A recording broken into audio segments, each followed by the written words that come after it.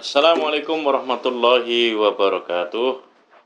Hamdanillah wa musholli ala Rasulillah la haula wala quwata illa billahi aliyil azim. Para pemirsa yang senantiasa dirahmati Allah Subhanahu wa taala, alhamdulillah malam hari ini malam yang spesial. Sebetulnya ada tamu yang kita undang dan kita sangat berharap sekali beliau bisa menjelaskan bagaimana sebetulnya yang terkait dengan sinyalemen yang disampaikan oleh Menteri Koordinator Hukum, HAM, Imigrasi dan Pemasyarakatan. Ada nomenklatur baru yang dibentuk sebagai bagian dari kabinet di bawah pimpinan Prabowo Subianto yang sekarang lagi melakukan lawatan. Konon kabarnya atas undangan dua negara besar yang sama-sama memperebutkan pengaruh di negara Indonesia, yakni undangan dari Xi Jinping, Republik Rakyat Cina, dan undangan dari Donald Trump, dan meneruskan beberapa lawatan di Brasil dalam kaitan APEC dan dalam kaitan G20 yang kemarin juga sempat Indonesia menjadi presidensi dari penyelenggaraan KTT G20. Sinyalemen yang disampaikan oleh Prof. Yusril sebagai Menko, di samping saya perkenalkan langsung Ustadz Yusuf Sin yang membersamai kami pada malam hari ini silaturahmi. Sedianya kita akan mengundang dua orang begitu ya, Bang Aziz Yanuar SMA yang bisa memberikan uraian tentang fakta politik di balik apa yang fakta politik hukum kalau kita bicara masalah keberadaan kebijakan hukum yang ada di negeri kita dan arah ke depan apa yang diinginkan terkait dengan kebijakan hukum, yakni sinyalemen yang disampaikan oleh Prof. Yusril Iza Mahendra yang mengampu 3 kementeriannya. Karena dia adalah Menteri Koordinator. Yang pertama adalah Kementerian Hukum, yang kedua Kementerian HAM, yang populer kemarin sampai menyeruak ke permukaan mengenai ajuan Natalius Pigai, sejumlah anggaran tertentu yang fantastis jumlahnya. Dan sempat dalam rapat dengar pendapat bersama anggota DPR dipertanyakan relevansi ajuan budget sekian triliun itu untuk sebuah kementerian baru HAM. Terus kemudian ada kementerian lagi di bawah Prof. Yusril itu juga adalah Kementerian Imigrasi dan Pemasyarakatan. Menarik menurut saya karena Pak Prof. Yusril itu menyampaikan bahwa sejak diundang-undangkannya Kitab Undang-Undang Hukum Pidana tahun 2023 yang di dalam salah satu pasal Undang-Undang KUHP itu dimuat ketentuan bahwa Undang-Undang KUHP yang disahkan itu tahun 2023 itu berlaku 3 tahun lagi setelah diundangkan. Itu artinya berarti KUHP ini nanti akan berlaku efektif pada tahun 2026. Dan yang menarik menurut saya adalah pernyataan Prof. Yusril di antara latar kemarin ketika Prof. Yusril juga melontarkan satu pernyataan yang kontroversial mengenai pelanggaran HAM berat atas peristiwa tahun 1998. Jadi belum sampai 100 hari pemerintahan Prabowo ini memang menyisakan ada banyak persoalan-persoalan ya, apa yang terkait dengan agenda arah ke depan apa yang dilakukan oleh kabinet Prabowo ini. Termasuk juga sebelum kita masuk mengupas mengenai Prof. Yusril, kemarin Pak Prabowo juga menitipkan instruksi kepada Menteri Hukum, yakni dia akan melakukan langkah review terhadap produk perundang-undangan mulai dari level undang-undang sampai dengan produk perundang-undangan yang ada di bawahnya dalam rangka untuk bisa merealisasikan campaign untuk merealisasikan kemandirian pangan, kemandirian energi, hilirisasi, dan persoalan lahan. Nah, kita akan menunggu sebetulnya seberapa jauh Prabowo memang punya keberdayaan dan punya independensi untuk merealisasikan apa yang dia campaign terkait dengan 4 program yang sekarang memang menjadi sebuah program yang akan menentukan semana nanti aspirasi rakyat itu mau diakomodasi. Tapi ternyata Menteri Hukum itu juga menyampaikan bahwa agenda terdekat itu terkait dengan rekrutmen SDM karena nomenklaturnya baru. Kalau dulu kan Menkumham, sekarang kan Kementerian Hukum saja. Dan terkait dengan soal merit bagaimana sistem kepegawaian yang ada di Kementerian Hukum. Jadi ini juga menjadi sebuah pertanyaan tahapan apa yang secara internal harus diselesaikan di Kementerian Hukum dan instruksi yang disampaikan oleh Pak Prabowo mengenai review terhadap berbagai produk perundang-undangan di semua tingkatan sebagaimana di dalam ketentuan Undang-Undang Nomor 12 Tahun 2011, yakni tata urutan perundang-undangan yang ada di negeri kita, terutama di level perundang-undangan dalam bentuk undang-undang dan yang ada di bawahnya. Nah, yang menarik menurut saya kalau kembali kita lagi ke persoalan sinyalemennya Prof. Yusril adalah bahwa KUHP yang akan diimplementasikan tahun 2026 itu nanti akan mengedepankan prinsip restoratif justice. Saya baca apa yang menjadi sinyalemennya Prof. Yusril itu Ustaz Yususin, pengertiannya adalah bagaimana penegakan hukum pidana, karena memang kitab undang-undang hukum pidana ini adalah omnibus law-nya, norma pidana, hukum pidana. Jadi semuanya dimuat ketentuan mengenai segala sesuatu yang terkait dengan law of enforcement hukum pidana, termasuk di dalamnya adalah korupsi. Di dalamnya juga korupsi. Nah, apa pengertian restoratif justice yang dimaksud oleh Prof. Yusril itu adalah proses penindakan hukum pidana yang mengedepankan mekanisme musyawarah. Nah, tapi pada ujung sinyalemennya menyampaikan kalau tidak bisa ditempuh dengan cara musyawarah, ya dengan cara yang terakhir, yakni adanya jerat hukum pidana dalam bentuk penjara. Tetapi ini menurut saya Ustaz Yusufsin menyisakan pertanyaan publik. Seberapa jauh dalam sistem hukum yang sekarang Indonesia itu, tentu kita tahu ya, dia mengadopsi patron sistem hukum Eropa kontinental, bukan Anglo-Saxon. Kalau Eropa kontinental itu berarti kan produk legislasi nasionalnya dibikin dulu. Ya, misalnya kitab undang-undang hukum pidana itu. Kalau Anglo-Saxon itu kan tidak ada pembentukan seperti program legislasi nasional, tetapi keputusan hukum itu diambil dengan mekanisme proses pengadilan yang nanti justru ditentukan bukan oleh hakim tapi oleh juri. Di akhir nanti ada produk yang namanya produk hukum jurisprudensi.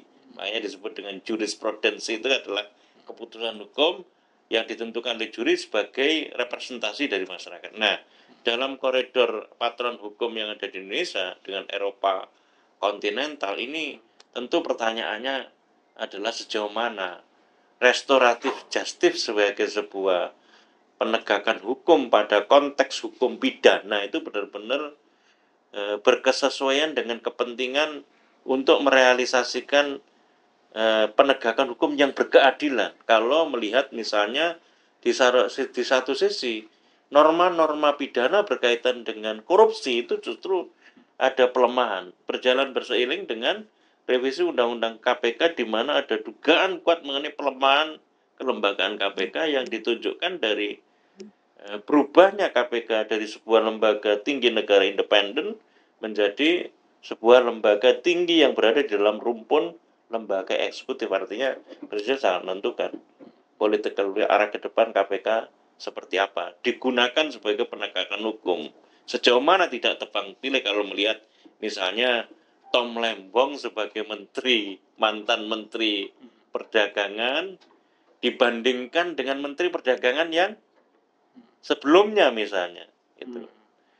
Dalam kasus penegakan hukum dugaan korupsi impor pangan yang sangat masif dilakukan, di mana kita selalu ingat Jokowi selalu menyatakan stop impor gitu, tapi faktanya justru impor pangan itu masif, yang itu meniscayakan adanya konspirasi yang kuat, permainan yang kuat, spekulan yang dimainkan oleh mafia pangan.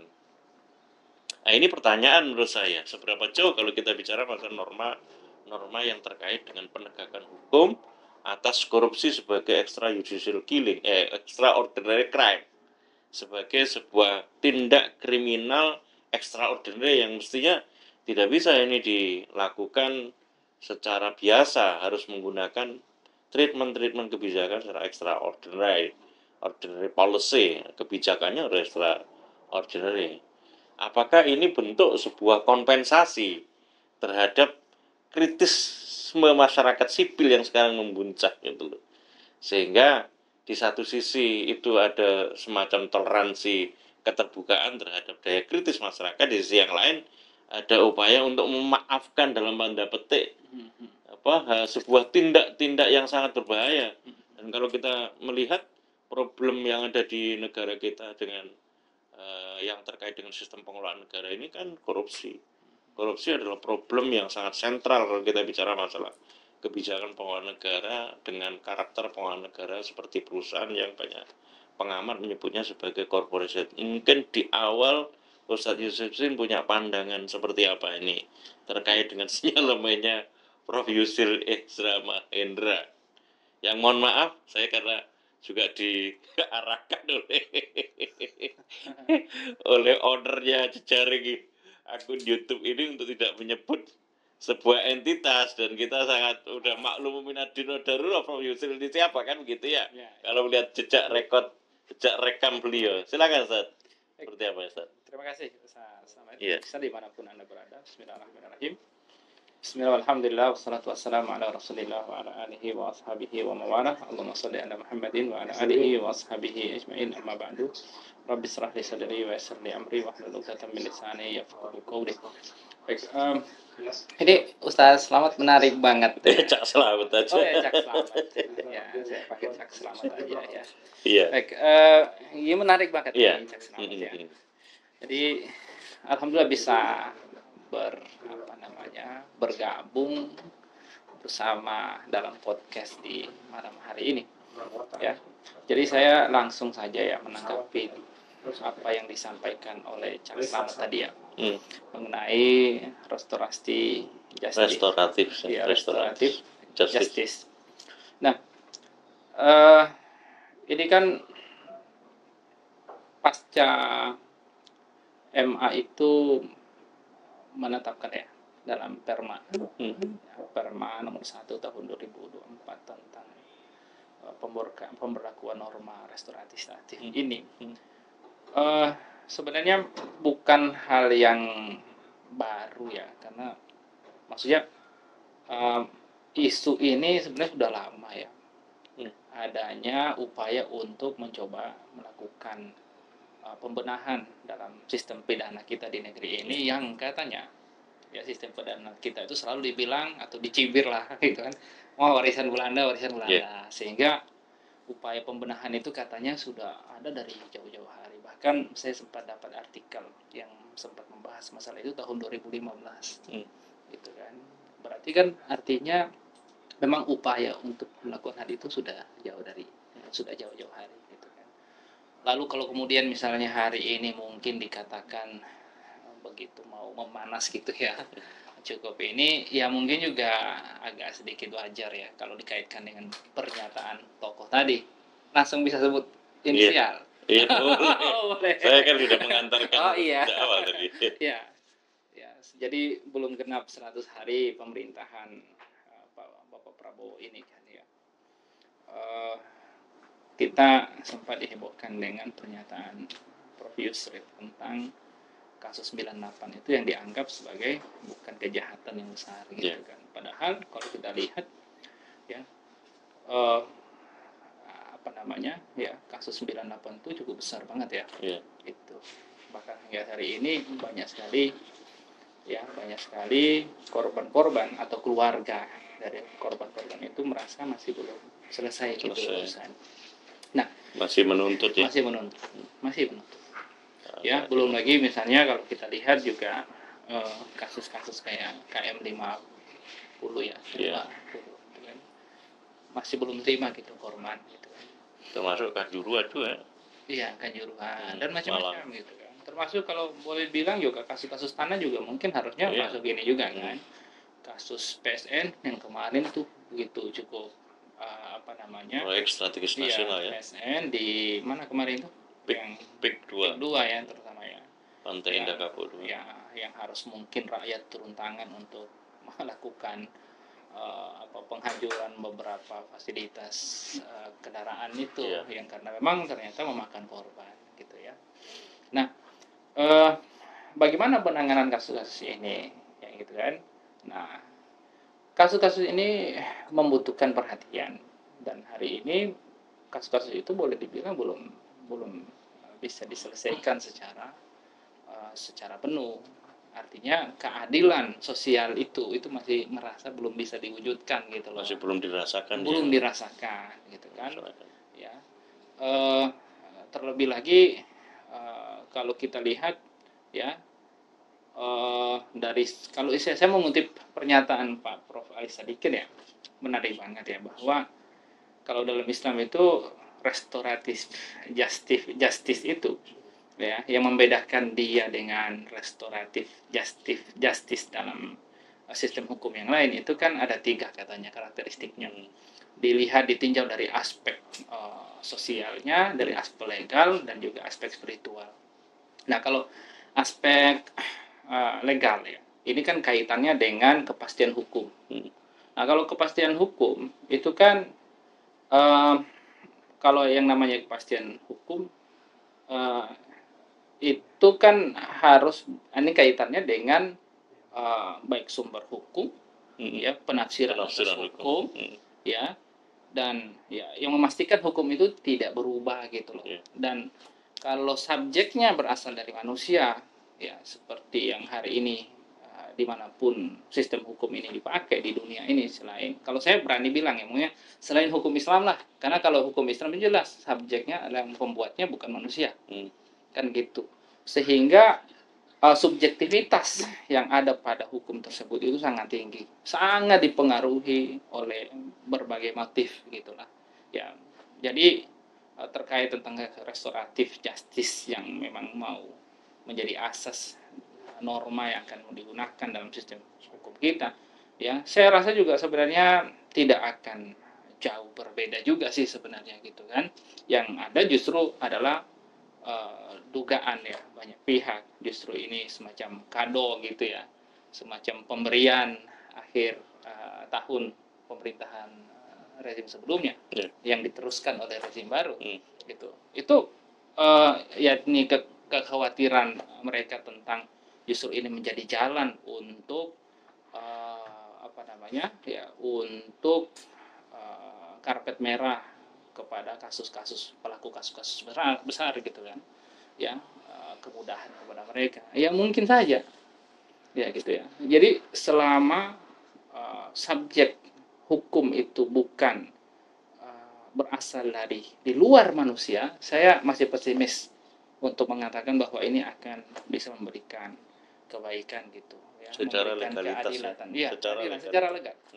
Nah, apalagi kalau kita berbicara tentang secara sosial, aspek sosial ya, hari ini bahkan Eropa sendiri yang dikatakan hukum kita itu menginduk ke sana misalnya kan gitu ya, atau setidaknya berpedoman pada apa tadi, Eropa kontinental ya, hukum Romawi ya, Romawi gitu kan. Nah, Eropa sendiri pun juga sebenarnya mereka secara aspek sosial itu tidak memberikan rakyat tidak merasakan keadilan itu ya, karena bagaimana bisa keadilan itu bisa diwujudkan, karena lagi-lagi itu berasal dari manusia. Saya contohkan nih, apa yang dimaksud dengan keadilan sosial ya, misalnya gini ya, kalau Islam, karena ini kan mengutip pernyataannya Bapak Profesor Ali Sadikin yang mengatakan bahwa ini yang membedakan Islamic restoratif justice ya, dengan sekuler restoratif justice. Katakanlah begitu lah. Iya, biar sederhana. Iya, gitu kan. Yang membedakannya apa? Karena kadang istilah positif restoratif justice itu bukan positif, kan negatif, sekuler aja lah ya. Sekuler lebih mudah. Kan? Yang lebih tepat untuk istilah yang dipakai itu lebih tepat sekuler ya, restoratif justice. Nah, sistem. Jadi kalau kita kalau dari Islam itu ya tadi ada aspek legalnya ya, nanti di situ ada kepastian hukum, yang mana kepastian hukum itu ya hukumnya tadi itu pasti adil ya, dan tidak akan berubah-berubah sesuai dengan penafsirannya, tidak ambigu gitu ya, dan tidak akan berubah-ubah sesuai dengan penafsirannya hakim atau penafsiran jaksa atau penafsiran polisi. Kan polisi itu misalnya ya bisa kasus itu nanti naik atau tidak kan bisa saja enggak. Kalau dianggap ya dalam penafsiran dia ini tidak memenuhi unsur apa atau tidak memenuhi syarat apa. Bisa saja kan begitu. Dua alat bukti yang kuat biasanya. Iya. Nah, jadi itu ya aspek legalnya. Yang kedua dari aspek sosial ya. Aspek sosial itu seperti apa? Jadi kalau dalam Islam ya, Islam itu memastikan bahwa keadilan sosial itu dirasakan. Jadi orang-orang yang bersengketa, yang pelaku sama yang ya pelaku tertuduh sama yang korban, ya ada yang namanya pendekatan restoratif justice tadi, ya sehingga ini kalau bisa diselesaikan ya dengan cara restoratif justice tadi atau dalam hal ini musyawarah, bahkan itu ditekankan seperti itu, kalau bisa diselesaikan maka itu akan selesai urusan itu. Tapi yang pasti tidak semua ya persoalan itu lantas urutannya harus seperti itu. Karena persoalan yang menurut Prof. Adi Sadikin itu tadi ada aspek sosial tadi itu hanya kaitannya ya dengan misalnya orang nih ya, dia mengambil barang orang, ya barang itu harus dikembalikan, kan begitu. Ya apakah kemudian lantas kalau dia sudah mengembalikan barang itu urusan selesai? Ya dalam Islam enggak. Seseorang itu mencuri, ya dia dihukum bukan karena apakah dia berhasil mencuri atau tidak. Kan begitu. Kalau kemudian misalnya contoh nih, dia berhasil mencuri, maka barang yang dia curi itu ya itu harus dikembalikan sebagai sebagai material itu kalau kita sebut objek hukumnya. Ya maksudnya dia harus mengganti rugi material yang hilang. Ya, intinya dia bertanggung jawab, dia domin, gitu kan. Nah, lalu apakah kemudian contoh si fulan korban mengatakan dia barang saya sudah kembali, saya maafkan. Lantas apakah kemudian fulan itu tidak akan dikenai sanksi? Tidak. Dalam pidana. Nah, kalau kaitannya ini sudah masuk ke ranah pidana dan memang sudah melibatkan negara dan ini sudah dijalankan oleh negara, maka dia tetap akan naik dihukum oleh qadhi di pengadilan atas tindak pencuriannya itu dengan kadar tertentu. Tentunya dengan kadar tertentu juga ada aturan di situ. Makanya persoalan pemaafan dari korban itu adalah satu hukum syara. Tetapi hukum syara itu bukan berarti lantas ya secara legal tidak bisa ditindak, tidak ditegakkan. Secara legal negara dalam hal ini yang sebagai subjek ya pelaksana hukum, dia tetap akan menghukum ukuran tersebut, yakni berdasarkan ketentuan tadi la qat'aduna ya rubu', misalnya dalam hadis dikatakan tidak akan dipotong tangannya kalau dia mencuri di bawah 1/4 dinar, rubu' dinar. Tetapi kalau misalnya dia melebihi itu, walaupun sudah diampuni, tetap akan dipotong tangannya. Ya asariqu wasariqatu faqtu ya aydiyahuma jazaan bima kasabana kana minallah. Jadi apakah boleh pemaafan itu misalnya lalu memastikan dia nggak akan secara legal nggak akan ditegakkan? Nggak boleh. Nggak bisa. Tidak cukup lah pemaafan. Tidak cukup. Pemaafan itu satu hal, satu hukum syara, satu sikap yang baik. Gitu. Nah, ini yang saya ingin sampaikan. Kalau dalam Islam itu, ya dalam Islam, ya sanksi itu atau pidana itu memuat dua hal, ya dua fungsi. Yang pertama ada jawajir, ada yang kedua ada jawabir. Yang pertama jawabir itu yakni adanya efek jerah ya bagi si pelaku. Nah, bagaimana dia bisa ada efek jerah kalau legalnya nggak ditegakkan? Ini sudah masuk ke pembahasan aspek spiritual ya? Iya. Nanti ini kaitannya dengan aspek spiritual. Ya kan?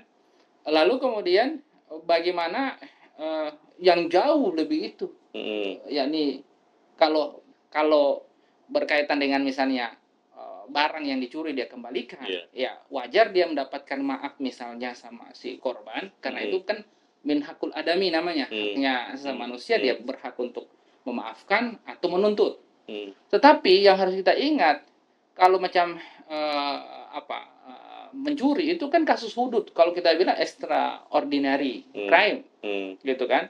Nah, sehingga hudud itu ketetapannya Allah, pembuktiannya, jenis pelanggarannya, jenis sanksinya, semua. Sudah makanya ada ketentuan hukum syara yang dari Allah.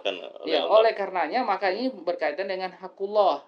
Hak Allah. Ya, hak Allah. Makanya ya kalau dalam kasus misalnya mencuri, termasuk korupsi, termasuk yang kasus-kasus besar itu, dia tetap akan ditindak oleh negara, ya kan? Dengan ketentuan yang sudah pasti tadi. Jadi ada tetap ada jaminan, namanya kepastian hukum tadi tanpa multitafsir. Ya seperti tadi, tidak akan dipotong kalau misalnya dia mencurinya di bawah seperempat dinar. Nah, kalau korupsinya triliunan, wah itu makanya yang jadi perhatian masyarakat dalam kasus restoratif justice ini jangan sampai disalahgunakan oleh orang-orang hanya yang berduit saja, atau memang ini sebenarnya karpet merah aja bagi banyaknya sekarang lagi marak-maraknya korupsi sekarang, justru ada yang kayak begini gitu kan. Ya wajar masyarakat merasa menaruh kecurigaan besar sekali gitu.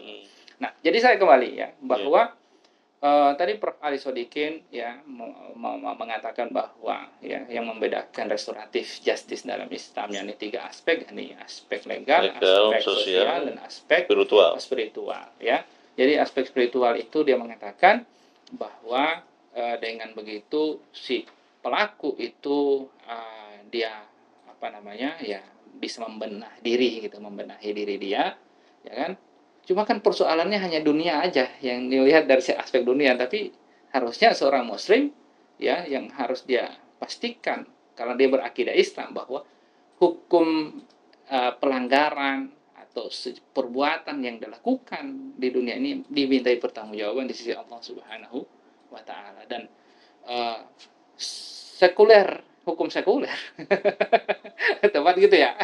Jadi hukum pidana sekuler restoratif justice system. Kira-kira gitu begitulah. Oke, gitu ya. Nomenklaturnya itu ya. Sekuler restoratif justice system itu ya tidak memiliki aspek ini. Aspek yang jauh, yakni bahwa seorang itu dia mesti punya kesadaran sebagai hukuman dia dengan hubungan dia dengan pencipta, bahwa ini perbuatannya akan diminta pertanggungjawaban, bukan hanya persoalan sosial saja, hukukul adami tadi, tapi ada hak Allah di sana. Setiap pelanggaran itu ya hak Allah itu gimana kalau dengan restoratif justice yang sekuler restoratif justice ini gitu loh, sistem. Nah, muslim itu tentunya ya kalau ini dikaitkan dengan aspek tadi ya, dan seharusnya dia kaitkan seperti itu gitu ya. Nah, kalau dengan sekuler restoratif justice system ini nggak bisa gitu. Ya. Jadi menarik menurut saya penjelasan Ustaz Yususin, dan ini menimbulkan pertanyaan. Pertanyaannya itu begini, apakah sekuler restoratif justice system itu bisa memunculkan tujuan penegakan hukum yang berkeadilan, atau kalau dibalik, mungkinkah Islamic Restorative Justice System itu diimplementasikan dalam kondisi sistem, dalam kondisi di bawah naungan ekosistem existing sekarang? Ya, kalau yang sekuler kalau dikatakan memungkinkan, karena toh induknya di Eropa juga bisa kan gitu kan. Ya memungkinkan di Indonesia untuk dilakukan. Cuma saya sangat pesimis ya.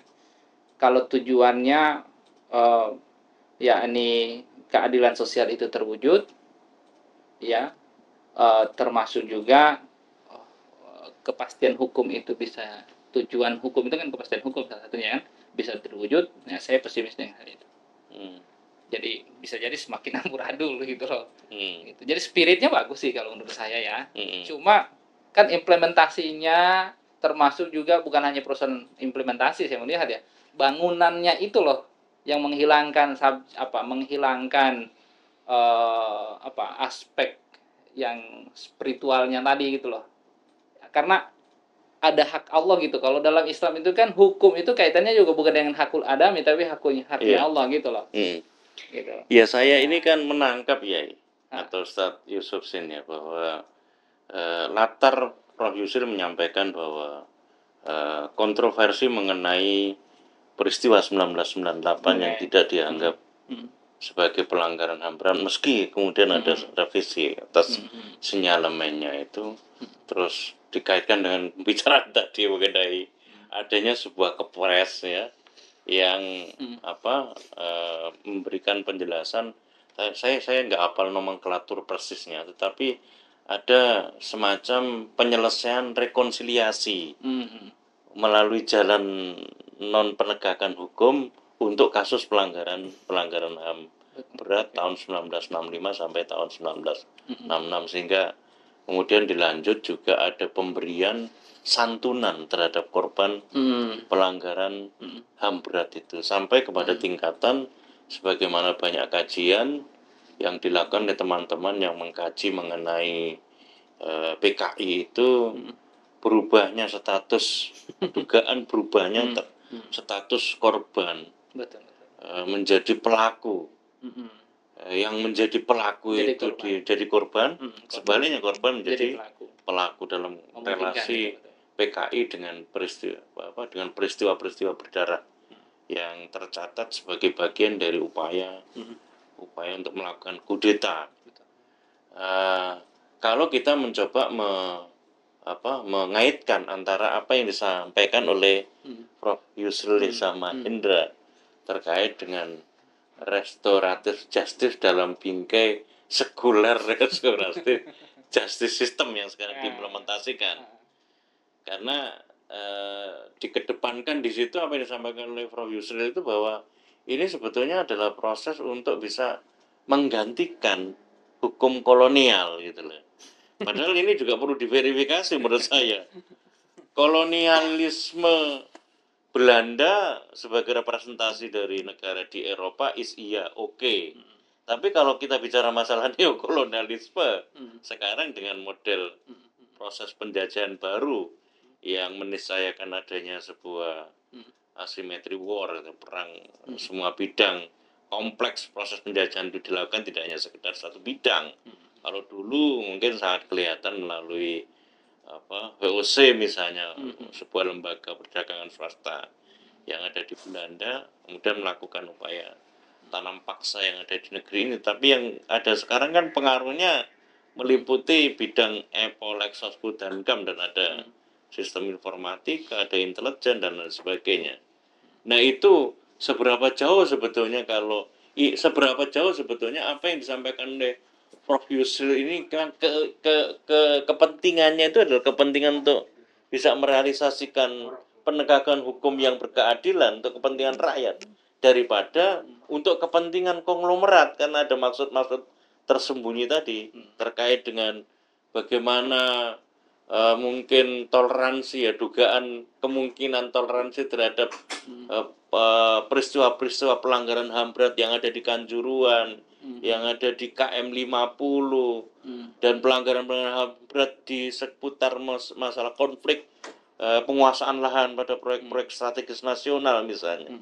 Seberapa jauh ini ya, dan apakah memang bisa ini nanti akan benar-benar menghadirkan sebuah penegakan hukum yang berkeadilan sebagaimana tuntutan sekarang yang membuncah mengenai adili Jokowi misalnya, karena terkait dengan legacy yang ditinggalkan oleh Presiden Joko Widodo dengan berbagai sisa kebijakan sekalipun masif dilakukan sebagaimana kajian yang dilakukan di Bocor Alus Tempo itu, proses pencitraan di akhir masa kepresidenan Joko Widodo yang luar biasa untuk mengekspos atau mengkampen keberhasilan pembangunan infrastruktur, tetapi kan tidak ditutup mata kalau kita bicara masalah tampilan kebijakan yang dihasilkan dari berbagai produk legislasi nasional, terutama melalui pintu peraturan pemerintah pengganti undang-undang yang merupakan hak prerogatif presiden itu sangat nampak, termasuk juga terkait dengan proses-proses penegakan hukum yang sekarang memang banyak dirasakan, masih belum bisa merealisasikan keadilan dengan banyaknya kasus-kasus yang sudah kita pahami bersama. Seberapa jauh itu dan seberapa kemungkinan Islamic Restorative Justice sistem itu diimplementasikan dalam kondisi naungan sistem politik hukum yang sekarang ini ada ya. Ustaz Yusudin. Masya Allah. Saya sering keselip ngomongan antara Ustadz dengan Yai. Oh, enggak. Baik, terima Gimana, kasih. Ustaz? Terima kasih, Cak. Selamat. Jadi, saya mulai dari peluang ya. Ini pertanyaan yang berulang-ulang ini. Iya. Ya, kalau dalam pandangan sekuler, ya, memungkinkan itu bisa diwujudkan.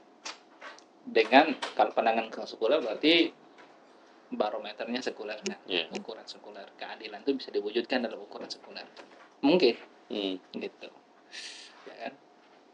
Nah,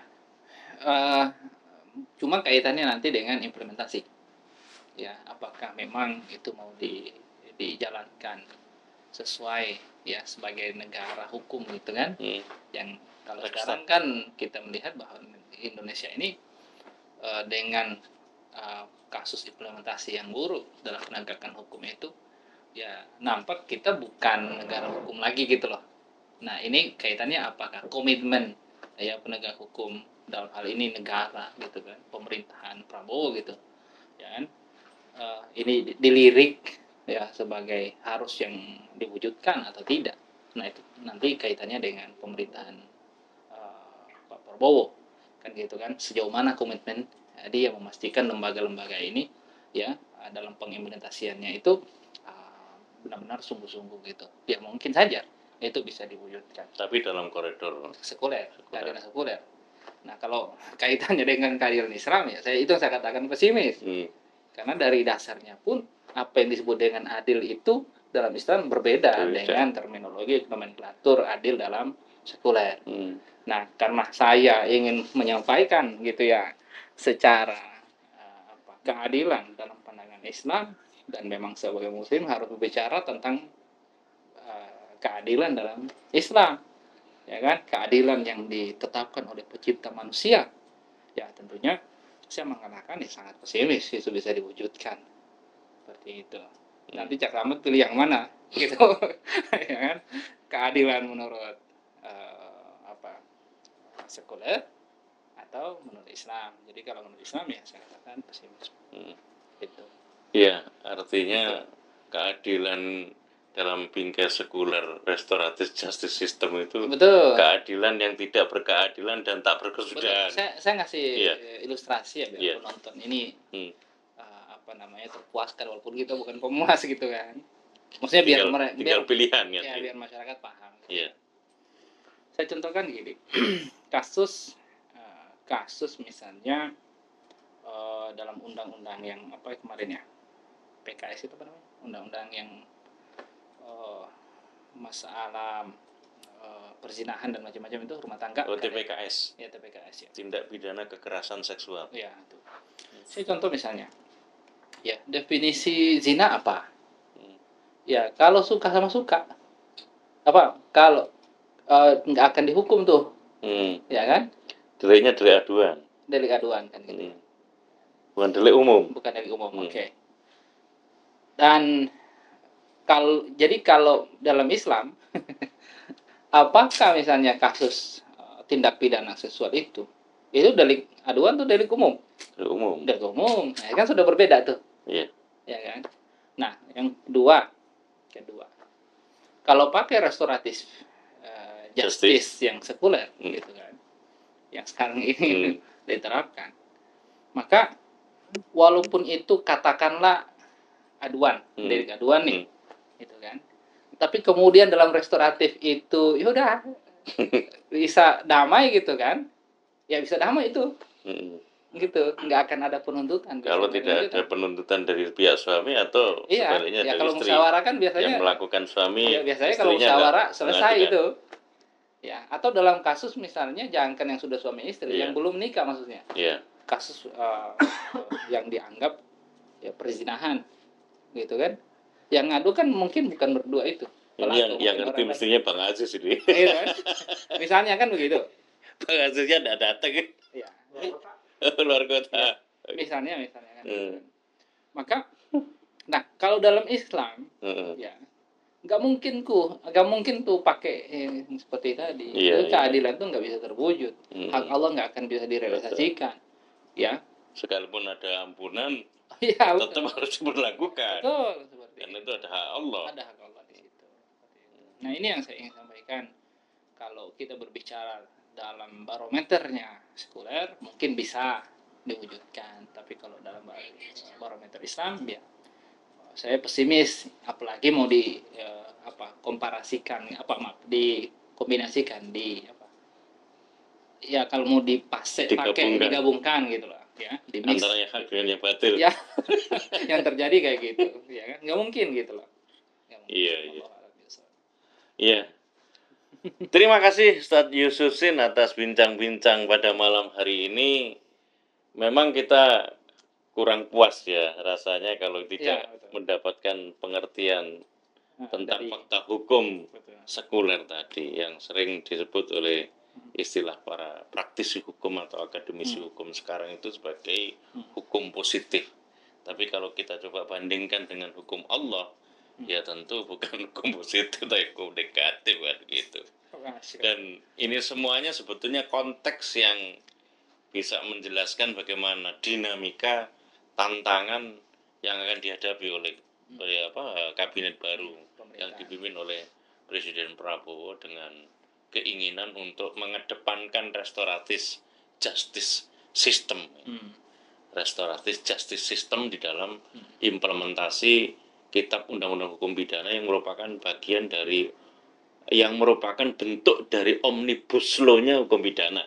Karena seperti yang tadi dijelaskan oleh Ustaz Yususin itu norma terkait dengan tindak pidana kekerasan seksual, perzinahan, korupsi, termasuk juga mengumumkan pendapat, semuanya itu diatur di dalam norma itu, diatur dalam kitab undang-undang hukum pidana yang nanti akan diimplementasikan tahun 2026. Maka wajar memang kemudian menimbulkan pertanyaan karena adanya kelemahan di sisi subjeknya sendiri, proses pembentukan perundang-undangan sendiri, juga itu nanti akan sangat rentan oleh seberapa jauh intervensi manusia karena memang cacat azas lah kira-kira begitu.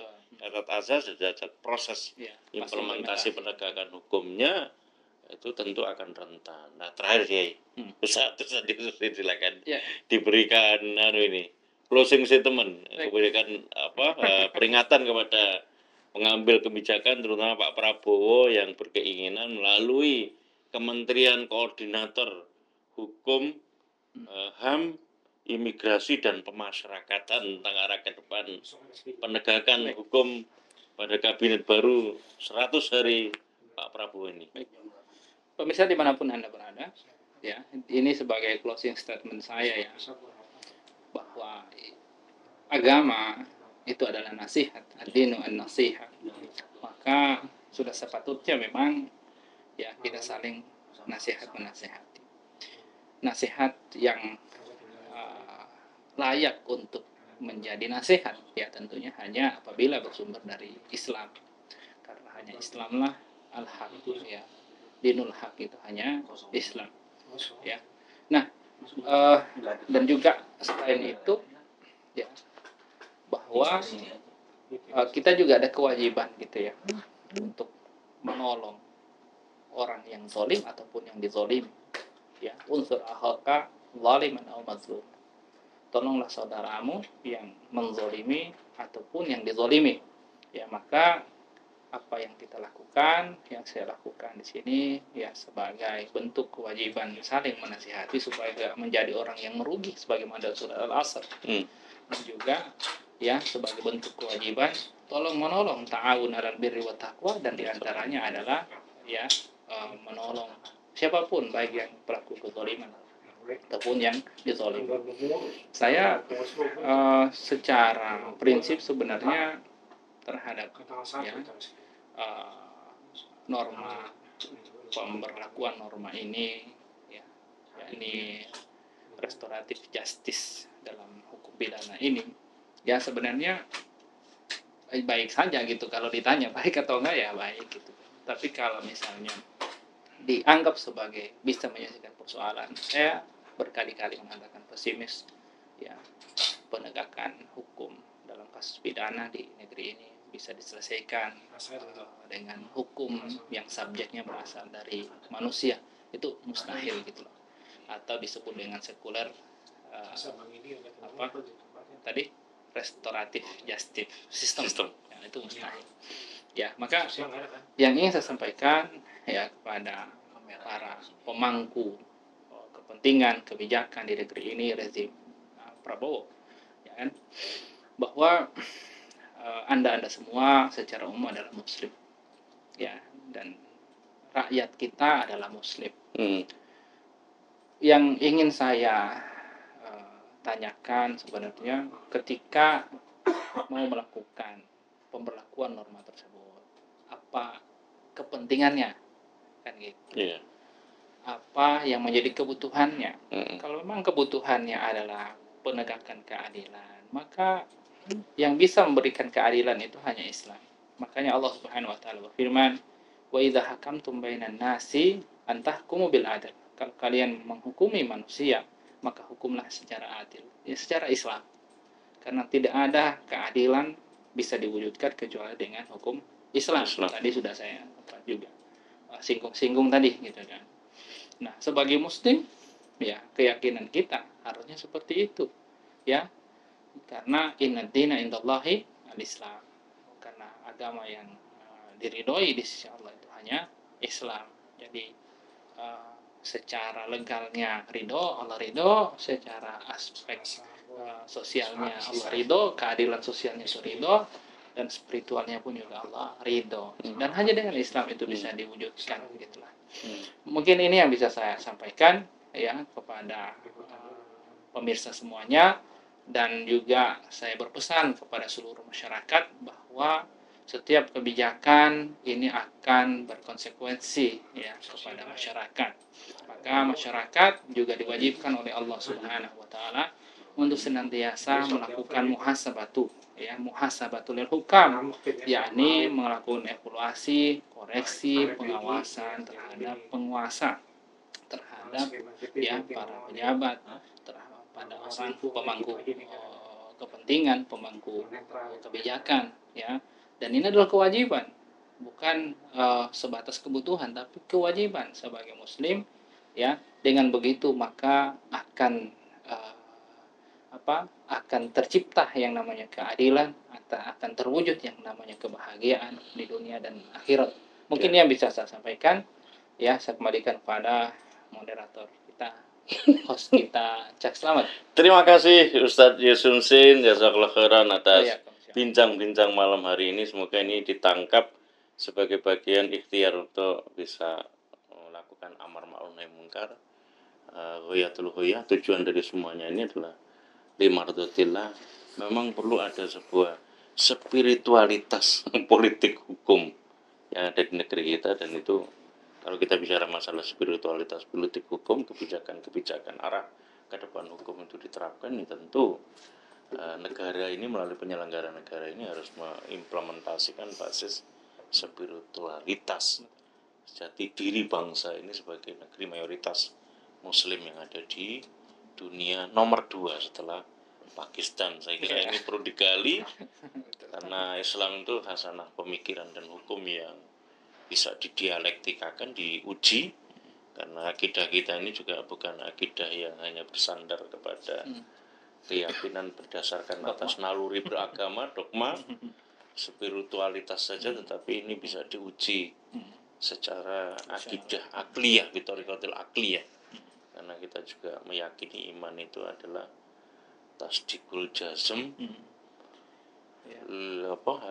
mutabik lil waqi' anid dalil, gitu. Jadi keimanan itu adalah keyakinan yang pasti sesuai dengan kenyataan dan berdasarkan atas dalil aklian wa aklian. Terima kasih para pemirsa atas perhatiannya, dan terima kasih sekali lagi Ustaz Yusuf atas bincang-bincangnya, sekalipun tanpa mengurangi rasa hormat Bang Aziz keluar kota tadi katanya ya. Informasinya semoga lain waktu kita bisa diskusi lagi bersama beliau, dan semoga ini memberikan manfaat baik kepada kami sendiri juga kepada kita semuanya sebagai bagian dari apa yang disebut oleh Yusuf Sin tadi, wa ta'awanu 'alal birri wa taqwa wa la ta'awanu 'alal ismi wal udwan. Dirang shalatul mustaqim bila taufik hidayah. Wassalamualaikum warahmatullahi wabarakatuh. Waalaikumsalam. Silakan. Ya, terima kasih. Terima kasih.